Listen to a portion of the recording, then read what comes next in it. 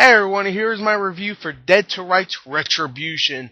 Now, before I start this review, I just want to say I am actually a big Dead to Rights fan. I loved the first one, but here it comes. I hated the second one. Oh my god, the second one was such a huge disappointment. So when I heard there was a third one coming, and, I heard so many good things about it, actually, from, obviously the developers are going to say, hey, our game's good. Well, I heard so many cool things about it, like, the fighting mechanics, and they look really cool, and I was like, and then the game comes out in freaking nowhere, pretty much, the 27th of April. No one's talking about it, and the graphics, obviously, when you're looking at them, they don't look so great, so you're pretty much going, oh, this looks like a cheap game that's going to come out of nowhere. But, is it a bad game? Well, I'll tell you right now, you'll have to listen to the rest of the review to find out. Let's go on to... Okay, the story in Dead to Rights Retribution is, I'll just say right here, it's pretty bland. It's not bad, but it's pretty bland. I'm just gonna read it to you, okay? Grant City has fallen from its position as one of the world's great cultural and financial centers, resting now under a heavy shroud of crime and widespread corruption. One man, Jack Slate, must take a stand to exorcise the evil that has robbed the town of its glory, that plagues the streets of his childhood. One man must take Jack Slate must take down the ruthless gangs that control the night and weigh justice upon the power-hungry elite who repentantly bleed life from the city. Does that sound like a good old cop film to you? Yep, pretty much a cop goes in there, screws shit up, tries to save a city. Now, it's also kind of like a revenge game.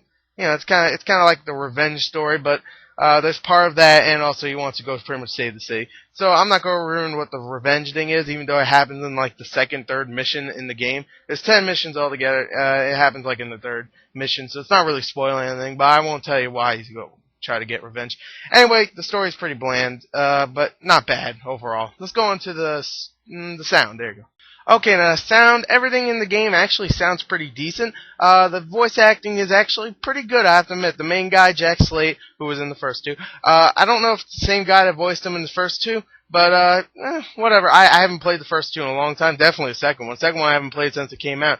First one I haven't played for a couple years, so I don't remember how he sounds, but he sounds pretty much what his character looks and acts like, so he sounds like a badass. And to be honest, when he has to get emotional, it sounds pretty emotional. It's not like he's actually reading his lines. It actually sounds like he's getting pretty emotional about things.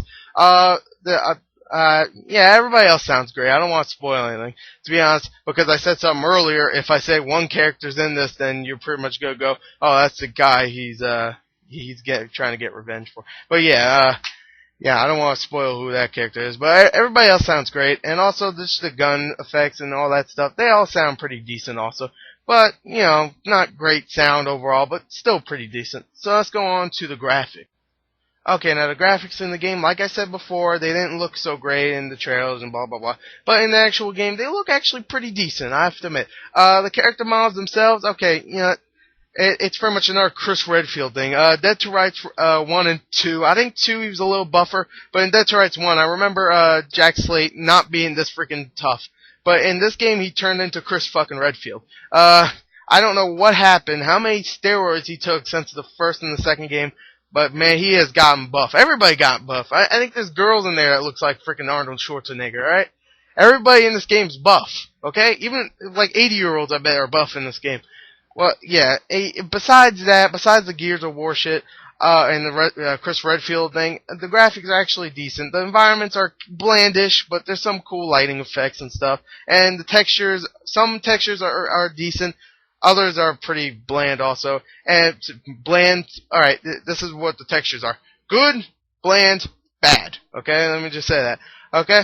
The AI is not the graphics, so I'm not going to talk about the AI. But I was going to say the enemy character models also look a little buffish, but they also look, kind of puny compared to Jack Slate, so maybe that's good. But yeah, overall the graphics are decent, not terrible, not bad like people were saying. But it's not Call of Duty. Don't expect every freaking game to look like Heavy Rain in Call of Duty, alright?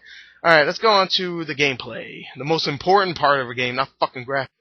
Okay, now the gameplay in the game is actually really good, I have to admit. The brawling in the game is actually really good. You do fight. It's actually more of a brawler, to be honest, than a shooter. You fight a lot. Even when you're shooting, you have to fight a lot. So, Yeah, there's a lot of fighting in the game, and it's actually done pretty well. It feels kind of somewhat like Batman Arkham Asylum, where if there's someone behind you, you go kick him and then kick the guy in front of you.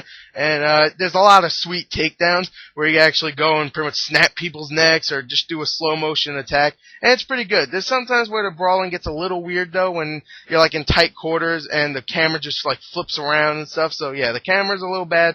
Also, the gunplay is actually not that great, but it's actually pretty good with the aiming. I'll just say it right there. The aiming system's actually really good, I have to admit. Okay, a lot of people are not going to agree with me, but whatever. Cover system in the game, blah, blah, blah, whatever. You can also play as Jack Slade's dog, Shadow, in the game, which is actually really fun to play as. You do mostly sneaking missions with him, but you can pretty much run up there and rip some guy's balls off. Yeah, you can. You can play as a dog and bite his balls off. There is an attack where you can rip someone's nuts out. Okay, you don't see the nuts, but you bite them on the nuts and you can rip their throats out. It's pretty violent, okay? I have to admit that. So yeah, overall the gameplay was actually really fun for this game, and just the game overall is actually really fun. But I have to say it's a pretty short game, not very long, about 6 to 7 hours maybe, and yeah, maybe 6 hours. But yeah, it's a good rental, and there's no multiplayer. So and there's no real replay value unless you really like the gunplay, then you play again, I guess, and the combat, which is pretty good. So there's not really any reason to play it over again. So more of a rental. But overall, a nice surprise. Thank God this is better than Dead to Rights 2 Hell to Pay. Thank God it doesn't have a better title. Retribution, oh yeah. Obviously it's a revenge flick. Anyway, yeah. Done. There you go. That's my review. Another game review from Gordon Movie God. Hopefully you like it. And yeah, go rent this game. It's pretty fun. Definitely better than the second one, like I said. Yep, there you go. Look in the description for the full score. Don't expect the 8 or something. Like, expect a 7 to 8, maybe. Anyway, yeah, I'm done. Thank you.